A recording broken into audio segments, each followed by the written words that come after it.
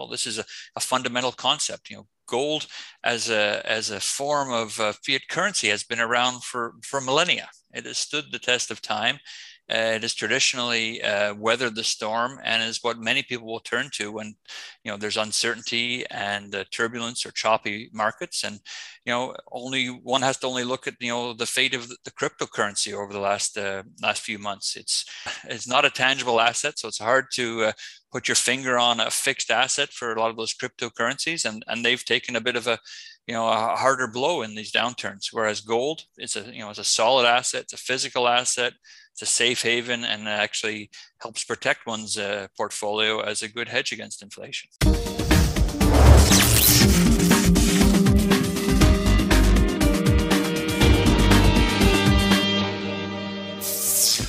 Welcome to another RTD interview. Today, I'm excited to have returning guest, Mr. Alastair Steele, the CEO of Goldmining Incorporation, a gold junior company focused on acquiring and advancing projects in the Americas. And today, Alastair joins us to share his thoughts on the economy, the importance of precious metals, as well as exposure into the mining space. So, Alastair, welcome back to RTD Interviews. Thanks very much, Mike. Real pleasure to be here. Thanks for having me. Yes, sir. I appreciate you for joining and giving us an update as to what's happening in your neck of the woods. But before we dive in, the audience has grown a little bit since we've last connected. If you don't mind, can you share with us a little bit of your background and how you've arrived at this point in your career? Absolutely. So I'm the CEO of Goldmining Inc. I've been working for the company for approaching 2 years now. I am a geologist by trade. I spent the first almost 25 years of my career working for major mining producing companies like Newmont and Goldcorp, Kinross, and doing all specters of the mining, from operations to project build to corporate M&A. So brought a career in the majors working into a new portfolio. Very excited to be part of the team at Goldmining as we advance our projects of gold and gold copper, which are based entirely in the Americas. Sounds good. Well, thank you for sharing that. And so definitely looking forward to finding out more. I see you guys have been extremely busy. Before we get into that, we first connected in January and we're halfway through the year 2022. A lot's changed for the better as well as for the worse. But I'm curious to get your thoughts as to for what you're seeing from where you're seated. What are some things that concerns you, as well as what are some things that are exciting you as well at this current moment of the year? Well, I think certainly a lot has changed since January, and we started to see indications of it in January. But I think first and foremost on a lot of people's minds, and certainly in their daily activities, we can all see it with the price of food and fuel and various other commodities as we go about our daily lives, is that inflation is real. It's here. The Fed numbers are starting to back that up now. We're seeing a rising of the rates. So that has been kind of one of the key drivers. And that has caused a number of knock-on effects. But I would point out one thing that has remained relatively constant since January is actually the price of gold. Gold has, last couple of days, it's come back a little bit, but it's remained relatively stable, and which is kind of what we might expect in that type of environment. We always refer to gold being as a safe haven. It's an investment that is a hedge or protection against inflation. So I think in the backdrop where everyone is talking about inflation and rising interest rates, gold is shining through that much stronger as a good investment, something that any sound investor would have part of diversification in their portfolio for. Sounds good there. And so you mentioned gold, of course, and a lot of the audience are extremely excited about silver and the potential there as well. And so just within the last couple of days, silver has dropped below that $20 mark. And so, percentage wise has done a little bit worse than I guess gold, but all in all, both of them have remained relatively constant and stable, especially when you compare it to other asset classes. But in reference to silver, if you don't mind sharing your perspective on that, what do you think the difference has been in the percentage of the drop below the $20 mark? And I think right now it's, hovering below a 20 or whatever, but, why do you think that number probably stands out more to more people? Well, I think, I guess in general, when I talk about gold, you can lump precious metals all in together. So I think collectively they're a basket of stability and safe haven. Now, silver trades a little differently than gold because silver is based more on a direct supply and demand mechanism, whereas gold has so many other vehicles in terms of central bank storage and other sources of rather than just a straight production and supply from mines. So silver fluctuates a little more, but I think the fundamentals for silver, platinum, and palladium, so collectively we refer to them as precious metals. I think they all roughly will follow the same trajectory, which is that they will outperform, the general market in these times of instability. Right, sounds good. And I want to definitely touch on a lot of the primary focus has shifted, especially from the mainstream news about recession. And so we have more, economists as well as analysts talking about, the market conditions based upon, the 3-year, 10-year, inversion of the yield curve, things of that nature that signal recession. In your opinion, are we within a recession, headed into one, and what are your thoughts on how this might play out given the Fed's desire to tighten severely what could be the wrong time, or is it the right time? And not quite sure, depending on how you look at it. But what are your thoughts about this recession narrative? Well, I mean, I guess I'm certainly not an economist and don't pretend to be, but I would definitely agree that we're not in a recession right now. Whether we head for one, some people are predicting that, but also sometimes it's a self-fulfilling prophecy. The more people talk about it, the more they convince themselves of it. But, there are some interesting outlier facts right now. I mean, unemployment levels right now, typically in a recession, you'd see unemployment levels rising. It's the exact opposite right now. We're seeing constant shortage of workers in many professions and general labor fields. So, the employment situation is different. That would signal a recession. So I'm not convinced that we necessarily have to reach a recession. Some will predict it. That's not really for my business to predict it or not. But what I can say today is that we are certainly seeing high inflation. We are seeing near record low unemployment, which is positive. And we see this continued demand and a push for precious metals. And in terms of what's driving that towards the market as well, as things have come off in the last few months, we've seen a broad-based sell-off in the markets. And the gold equities have not been immune to that. So they have suffered some pretty significant sell downs, as has the rest of the market. But what I would point to, and as we talked about earlier, the price of gold has remained relatively flat. So I think gold equities are being lumped in with everything else in a general sell-off.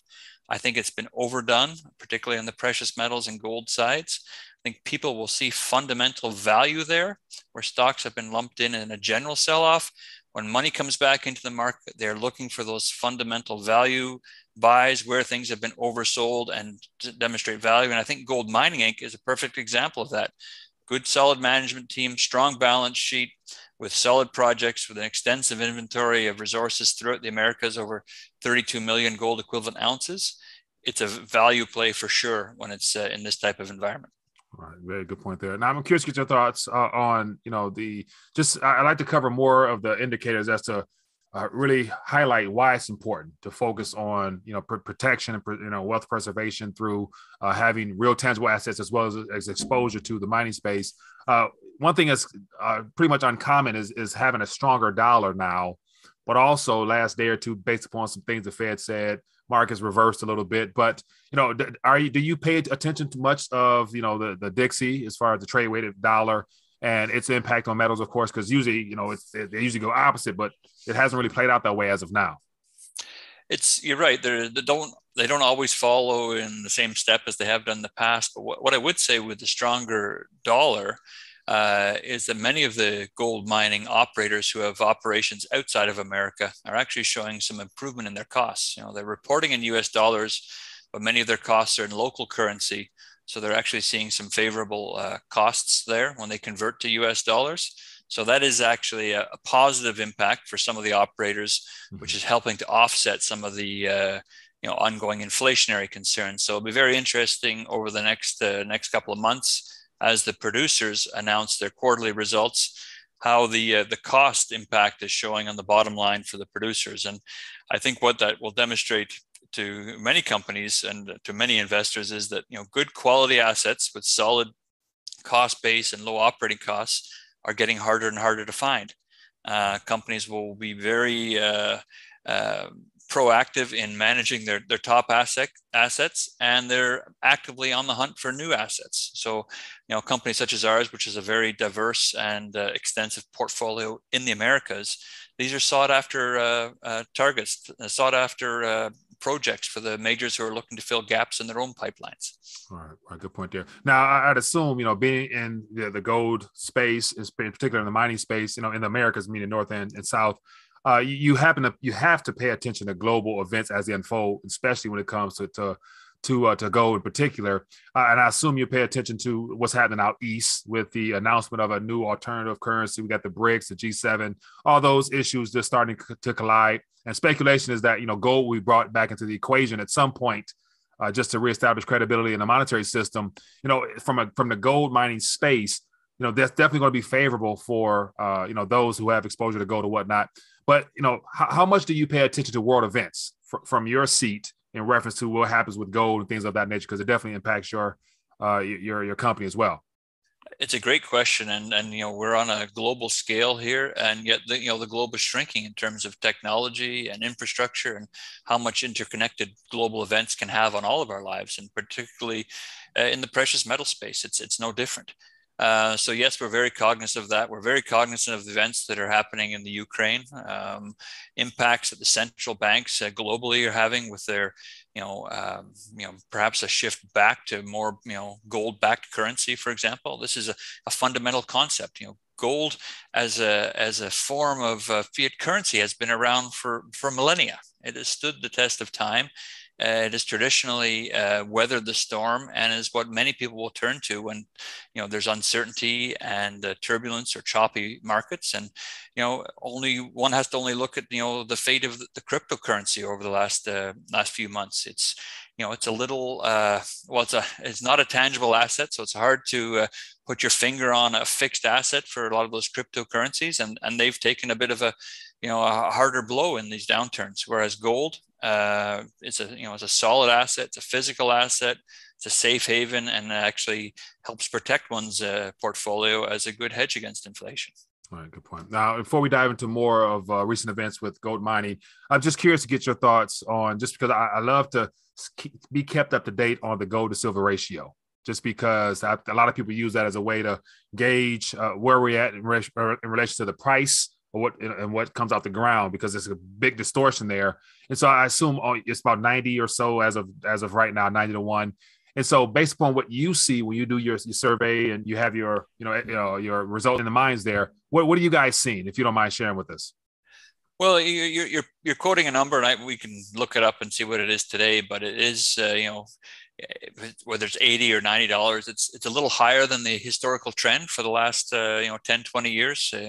Wasn't that long ago that we were closer to a $60 used to be a typical ratio. So I think that may bode well for a rebound in the price of silver, and certainly silver could be more volatile than gold. It can move quite rapidly when it does move.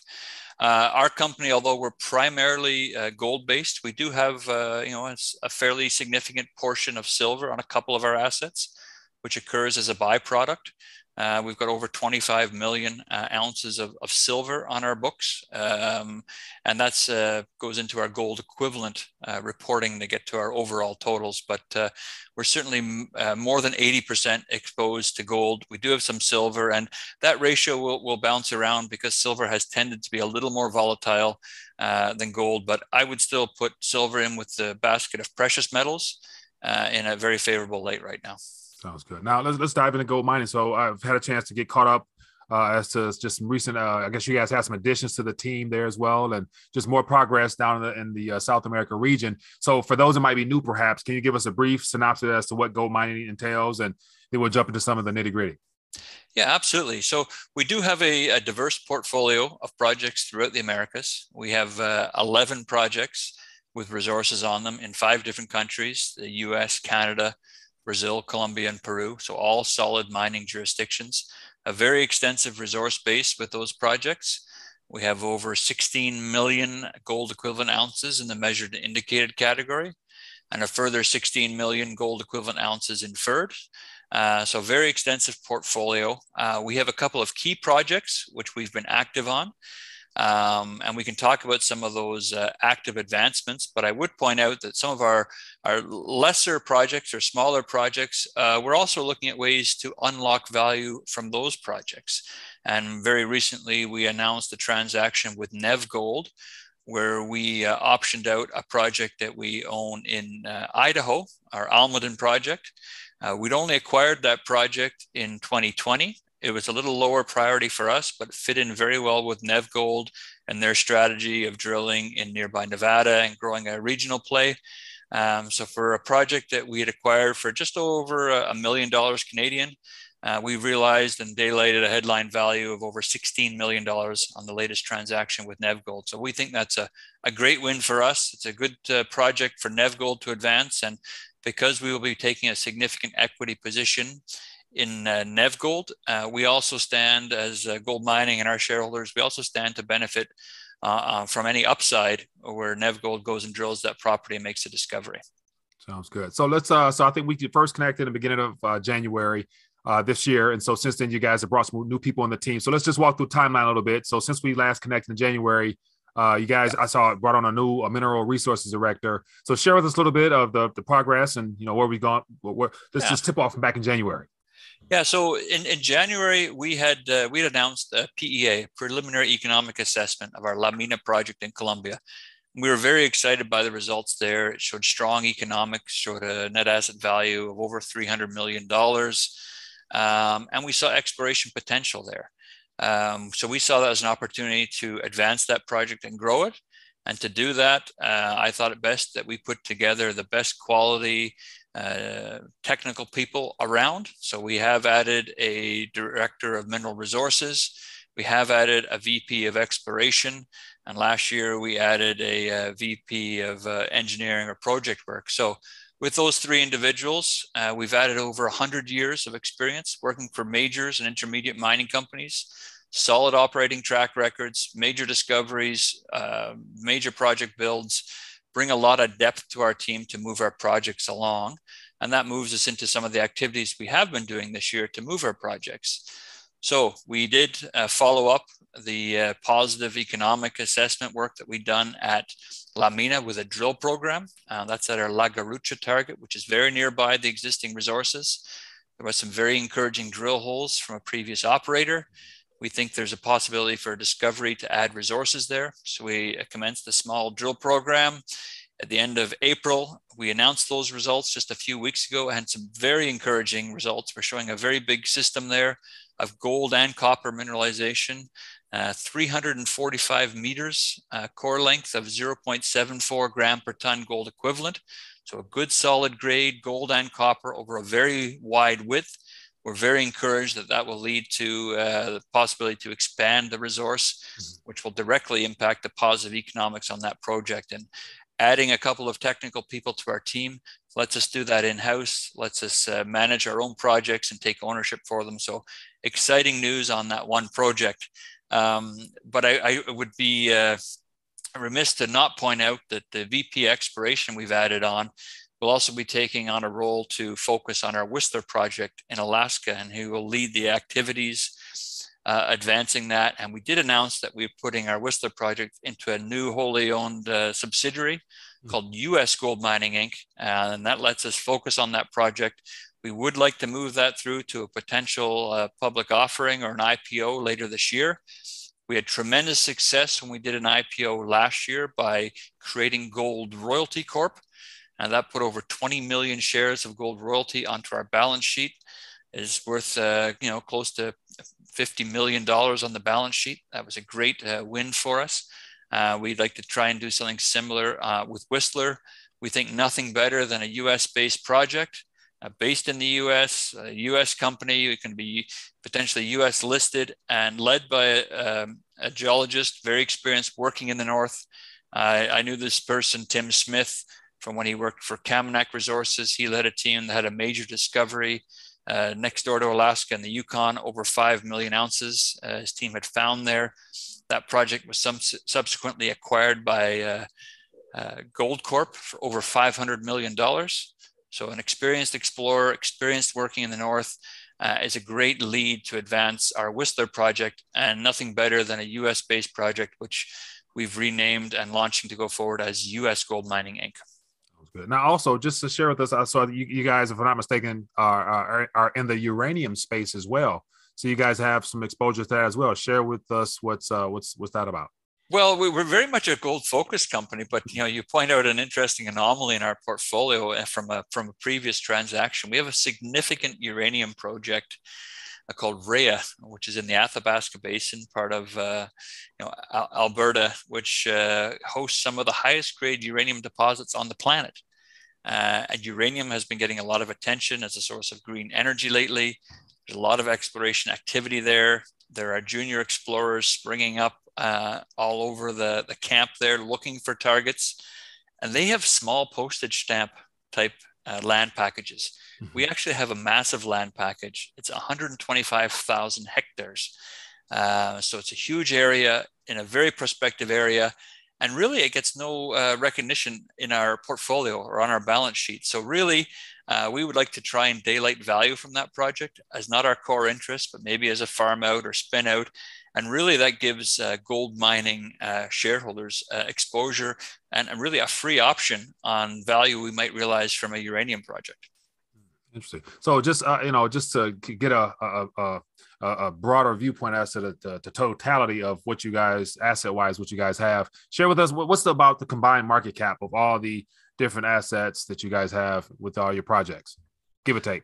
Well, we can talk about a couple of metrics, but one metric I like to refer to is our enterprise value per resource ounce. So if one were to look at our market cap today and take off from that market cap the value we have on our balance sheet, which is our cash, which was approaching $10 million at the end of our last quarter reporting, the value of our gold royalty shares on the balance sheet, you're left with an enterprise value. And if you took that enterprise value and you divided it by the gold equivalent ounces in our resources that we report and file, you come up with a very low number. It's going to be something like $3 or $4 per resource ounce. And that number, while it may not mean anything to people who are newer to the space, but what I can say is that our metric is to compare to peer companies who either have single assets and rarely a basket of diversity of assets like we have, but their valuations per resource ounce are frequently $20, $30, $40, even $50 per resource ounce. So there's a fundamental gap there. That's the real value driver for gold mining, is getting the message out, showing the value in our portfolio, unlocking it so that we can bridge that gap to get a much better valuation. And it doesn't take a lot of math to figure out, if we're valued at $3 or $4 an ounce and many of our peers are $30 or $40 per ounce, there's a huge gap and a huge value opportunity for our shareholders there. All right, good point there. Well, Alastair, as always, it's great to connect and just be caught up to date on what's the latest developments with the company. For those that might be curious on how to reach out or get connected, I know you guys have a newsletter as well, and share with us, where you guys trading at. Give us some details, and I'll definitely have it beneath this video. But share with us how people can get connected. Yeah, absolutely. Feel free to go to our website. There's a newsletter. It's a simple click to subscribe to at www.goldmining.com. We trade on the New York Stock Exchange American under the ticker symbol GLDG. And also like to point out, we trade on the Toronto Stock Exchange. Very easy ticker symbol to remember, GOLD, gold. Sounds good. Sounds good. Well, once again, Alastair, thank you for joining us and giving us an update. Definitely look forward to staying tuned in with what you guys have going on and having you back on later on and see where we're at that point. But once again, thanks for joining us and giving us a recap on RTD Interviews. Thanks for having me on today. Stay safe and take care. We'll speak again soon. You as well.